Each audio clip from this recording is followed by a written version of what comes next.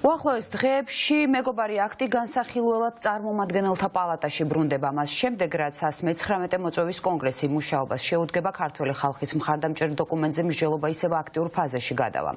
ცნობილია, რომ მეგობარი აქტის ავტორი ჯო ვილსონი ხვალ გეგმავს პრესკონფერენციის გამართვას, სადაც დეტალურად ისაუბრებს მეგობარი აქტის გათვალისწინებით, რა ახალი მექანიზმები ამოქმედდება არალეგიტიმური ხელისუფლების წინააღმდეგ და ასევე რა მხარდაჭერას მიიღებს ოფიციალური ვაშინგტონის მხრიდან ქართველი ხალხი. პრეზიდენტ ტრამპის თანაგუნდელი კონგრესმენი ვილსონი ღიად საუბრობს, რომ ამერიკული სანქციები არა მხოლოდ ოლიგარქ ივანიშვილზე, არამედ მისი ოჯახის წევრებზეც უნდა გავრცელდეს. ნინო სამყურაშვილი შემოგვიერთდება ახლა პირდაპირ ეთერში და მასთან განვაგრძობთ საუბარს. ნინო, რა მოლოდინია თბილისში, რა შემთხვევაში შეიძლება გამკაცრდეს ივანიშვილის წინააღმდეგ სანქციები? დიახ, დავიწყოთ პირველ რიგში იმით, რომ ხვალ სენატის არჩეულმა წევრებმა უნდა დადონ სენატორებმა ფიცი და ეს ყველაფერი ნიშნავს იმას, რომ კონგრესის 119 მოწვევის კონგრესი უკვე მუშაობას შეუდგება. ანუ ორივე პალატას, სენატიც და წარმომადგენელთა პალატას და სწორედ ამიტომ იყო, რომ თქვამ კონგრესმენმა, რესპუბლიკერმა, სენატორმა, უკაცრავად კონგრესმენმა ჯო ვილსონმა ის, რომ მას შემდეგ, რაც უკვე სენატი დადებს თავის ფიცს, ისინი მზად იქნებიან, რომ მეგობარი აქტი დააბრუნონ საკანონმდებლო ორგანოში, რაც ნიშნავს იმას, რომ რაც წინა კონგრესმა ვერ იმსჯელა, ანუ 118 მოწვევის კონგრესმა, ახლა უკვე 119 კონგრესში იქნება დარეგისტრირებული და შემდეგ უკვე წარმომადგენელთა პალატა იმსჯელებს ამ მეგობარ აქტზე. და მეგობარი აქტი სწორედ ამას მოიცავს, ორ ნაწილად არის გაყოფილი. ერთი არის სანქციების დაწესება და ყველა იმ პირის მიმართ, ვინც ქვეყანაში დემოკრატიას ძირს უთხრის, მათ მიმართ საკადრისი პასუხისგაცემა და მეორე ნაწილი ეს უკვე არის ის, რომ ქართველი ხალხის მიმართ იყოს მხარდაჭერა და სწორედ ამაზე ისაუბრებს ხვალ ასევე ჯო ვილსონი, მას დაგეგმილი აქვს კონგრესმენს რესპუბლიკელს, რომ გამართოს პრესკონფერენცია და იქ თქვას ამასთან დაკავშირებით და როგორც მან დაანონსა, ერთ-ერთი პირველი საკითხი, როდესაც 119 მოწვევის კონგრესი შეუდგება უკვე თავის საქმიანობას, სწორედ იქნება საქართველოს შესახებ მეგობარი აქტი და მთავარი ანონსი არის სწორედ და მთავარი მოწოდება მისი მხრიდან არის ის, რომ ბიძინა ივანიშვილის შემდეგ აუცილებლად უნდა დასანქცირდეს მისი უახლოესი გარემოცვა და უნდა დასანქცირდნენ მისი ოჯახის წევრები და ეს მოწოდება, რა თქმა უნდა, პირველ რიგში არის ტრამპის ადმინისტრაციის მიმართ. ეს გახლავთ ყველაზე სამარცხვინო, ასე ვთქვათ, როგორ გითხრათ, მუხლით არის ბიძინა ივანიშვილი დასანქცირებული, რომელიც გულისხმობს რუსეთის ინტერესების, ასე ვთქვათ, სასარგებლოდ მოქმედებას და ასევე დემოკრატიისთვის ძირის გამოთხრაში არის, ასე ვთქვათ, ბრალდებული. ამიტომ ამაზე საშინელება მათ ცხოვრებაში რა უნდა ხდებოდეს, მე არ ვიცი, მაგრამ რადგანაც მათ გადაწყვიტეს, რომ იყვნენ რუსეთის ინტერესების გამტარებელი, ცივილური სამყაროს და დასავლეთის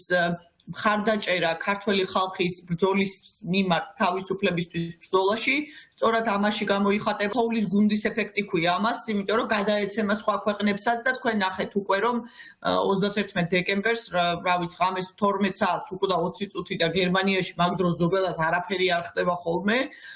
გამოცხადდა სანქციები. მეგობარი აქტის მიხედვით, თუ საქართველოს ხელისუფლება ანტიდასავლურ რიტორიკასა და ადამიანის უფლებების დარღვევებს არ შეწყვეტს,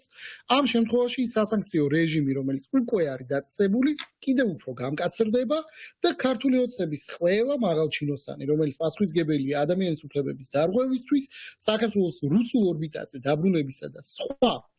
დანაშაულებისთვის აუცილებლად დაისჯება შეერთებული შტატების სანქციებით. ამ ყველაფერს ემატება პოზიტიური გზავნილები, ეს არის ვიზა ლიბერალიზაციის შესაძლებლობა, ეს არის შეერთებულ შტატებთან თავისუფალი ვაჭრობის შესაძლებლობა და სხვა მრავალი. შეერთებულ შტატებში ახლა არის ტრანზიცია ერთი ადმინისტრაციიდან მეორესადმი და ჯო ვილსონი არის ერთგვარი გამაჟღერებელი ყველა იმ პოლიტიკური ნაბიჯისა, რომელსაც შეერთებული შტატები გადადგამს ქართულ ოცნებასთან მიმართებით. და ბიძინა ივანიშვილი, როგორც პოლიტიკოსები ამბობენ, თუ ქცევას არ შეიცვლის და თუ არ იქნება მისი მხრიდან შეცვლილი ის დამოკიდებულებები, რაც აქვს დღეს პირველ რიგში ქართველი ხალხის მიმართ, რა თქმა უნდა, ამერიკის შეერთებული შტატები გააგრძელებს ამ სანქცირების პროცესს. ასეთი არის მოლოდინი, რომელიც აქვს ოპოზიციის წარმომადგენლებს და სანქცირების პროცესი, რა თქმა უნდა, უკვე გულისხმობს იმას, რომ დასანქცირდნენ როგორც მისი ოჯახის წევრები, ასევე დასანქცირდნენ ის კომპანიები, რომელიც ბიძინა ივანიშვილთან არის უშუალოდ კავშირში. კავშირში ან ის კომპანიები, რომელიც უკვე ბიძინა ივანიშვილს მოემსახურება. ოპოზიცია საუბრობს იმაზე, რომ თავდაპირველად ამერიკის შეერთებულმა შტატებმა არ გამოიყენა ძალიან მკაცრი სანქციები, ფიზიკური პირი ბიძინა ივანიშვილი დაასანქცირა მხოლოდ და მისცა ერთგვარად შესაძლებლობა მას, რომ მან ან მიიღოს გადაწყვეტილებები საიმისოდ, რომ ქვეყნის დემოკრატიული მდგომარეობა გააუმჯობესოს, ან მეორეს მხრივ თუ ის გაუარესებს ვითარებას, მაშინ უკვე სანქციების ახალი პაკეტი, რა თქმა უნდა, მისი და მისი ოჯახის წინააღმდეგ იქნება ამოქმედებული. ჯერი ახლა არის ივანიშვილზე, ამბობენ ოპოზიციონერები და აცხადებენ იმას, რომ ამერიკის შეერთებული შტატებიდან ძალიან კარგად ჩანს ის სიგნალები, თუ როგორი დამოკიდებულება აქვს ტრამპის ადმინისტრაციას ახლა უკვე ივანიშვილის მიმართ და ის მოლოდინი, რომ თითქოს 20 იანვრის შემდეგ ყველაფერი დაალაგდებოდა, ეს ასე ნამდვილად არ მოხდება და პირიქით ტრამპის ახალი ადმინისტრაცია, ახლად არჩეული პრეზიდენტის ადმინისტრაცია იქნება ძალიან მკაცრი ბიძინა ივანიშვილის და მისი ოლიგარქიული რეჟიმის მიმართ. მიუხედავად ამერიკის სხვა თემებისა, კონგრესის ერთ-ერთ მნიშვნელოვან და პირველ თემად დასახელდა საქართველოს მეგობარი აქტი, სადაც უნდა იმსჯელონ ორ ძირითად მიმართულებაზე. პირველი ეს არის ივანიშვილის სანქციები და სანქციების გაფართოება, რომ სანქციები მოიცვას ივანიშვილის ოჯახის წევრებმაც და რეჟიმის მოძალადე აქტორებმა და მეორე, თუ დაუბრუნდება საქართველოს დემოკრატიულ გზას, დემოკრატიულ ჩარჩოებს და დაინიშნება ახალი არჩევნები და ჩატარდება თავისუფალ და სამართლიან გარემოში, ამერიკა ამოქმედებს თავისუფალ მიმოსვლას საქართველოსთან და ასევე თავისუფალ ვაჭრობას. ეს მნიშვნელოვანი არის, რომ ჩვენ ვიცოდეთ და გვახსოვდეს ის მხარდაჭერა, რასაც ამერიკა გამოხატავს ქართული ხალხის მიმართ. ტრამპის პარტიას პრიორიტეტულად მიაჩნია, რომ საკანონმდებლო ინიციატივის სახით უკვე ასე ვთქვათ, დაკანონდეს სანქციების რეჟიმის დაწესება საქართველოში იმ პირებთან მიმართებაში, ვინც ეწინააღმდეგება ქართული ხალხის დემოკრატიულ არჩევანს და განმტკიცება ქართული ხალხის დემოკრატიული არჩევანის მხარდაჭერის ასევე საკანონმდებლო ინიციატივის დონეზე. თუ ივანიშვილი არ უპასუხებს ადეკვატურად პირველ გაფრთხილებას სანქციებით, უნდა ფაქტიურად ის მოიქცეს კიდევ უფრო მტკიცე, კიდევ უფრო შეიძლება ითქვას ვიწრო მარყუჟის ქვეშ. თუ ქართულ ბანკი, რომელიც მისია მოემსახურება ბიძინა ივანიშვილს, რომელიც მიერთებულია სოფლიო ბანკების ასოციაციას, მიერთებულია ვიზას, მასტერკარდს, გამოვარო ქართულ ბანკი გვერდსული შეერთებული შტატების სანქციებს და თვითონაც დასანქცირდება. შემდეგ დასანქცირდება ყველა ის კომპანია, რომელიც ქართულ ბანკით სარგებლობს. ანუ ეს ჯაჭვი არის ძალიან დიდი. და ივანიშვილი ეხლა უბრალოდ ამ არჩევანის წინაშე დგას, ის დროულად მოიგება გონს და აკმაყოფილებს იმ მოთხოვნებს, რაც აქვს საქართველოს მოქალაქეებს, ოპოზიციურ პარტიებს, ჩაანიშნავს არჩევნებს, გაეცლება ძალაუფლებას და ან გააგრძელებს იგივე სასაკეთებს და მისი მარცხი იქნება უმძიმესი. საერთაშორისო პარტნიორები ხედავენ, სად დგას ქართული ხალხი და რომ ქართული ხალხის უწევი ნება არის იყოს დასავლური დემოკრატიული სამყაროს წევრი, რასაც ხელს უშლის ამჟამინდელი რეჟიმი. ეს ერთი. რაც შეეხება უშუალოდ ამ მეგობარი აქტის პაკეტს, ერთი რაც მნიშვნელოვანი ამ აქტთან დაკავშირებით არის ის, რომ ეს არის ორპარტიული და ოცნების ის მითი, რომ თითქოს 20 იანვარს რაღაცა გარდატეხა მოხდება, მას შემდეგ რაც ტრამპის ახალი ადმინისტრაცია შევარდეთ რაღაც სახლში, ეს არის უბრალოდ ტყუილი, იმიტომ რომ ამერიკის შეერთებული შტატები არის სისტემური სახელმწიფო და პარტიული ინტერესების გამო არ მიიღება გადაწყვეტილებები. ბიძინა ივანიშვილი სახელმწიფო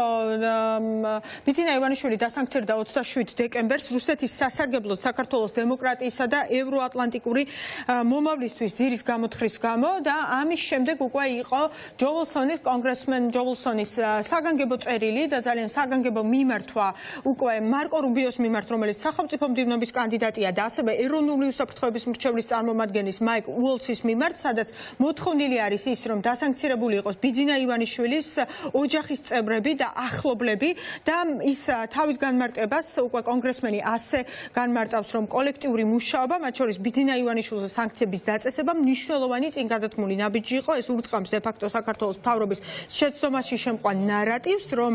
პროჩინურ, ირანულ და რუსულ ინტერესებთან მისი თანხმედრა მისაღები იქნებოდა პრეზიდენტის ტრამპის ან ამერიკის შეერთებული შტატების ნებისმიერი ადმინისტრაციის პირობებში და ახლა კი უკვე დრო არის ის, რომ მოგიწოდებთ გავრცელოთ სანქციები ივანიშვილის ოჯახის უახლოეს წევრებსა და ახლობლებზე. ეს იყო ის მთავარი გზავნილი და მთავარი თხოვნა, რომელიც აქვს კონგრესმენ ჯო ვილსონს რესპუბლიკელს უკვე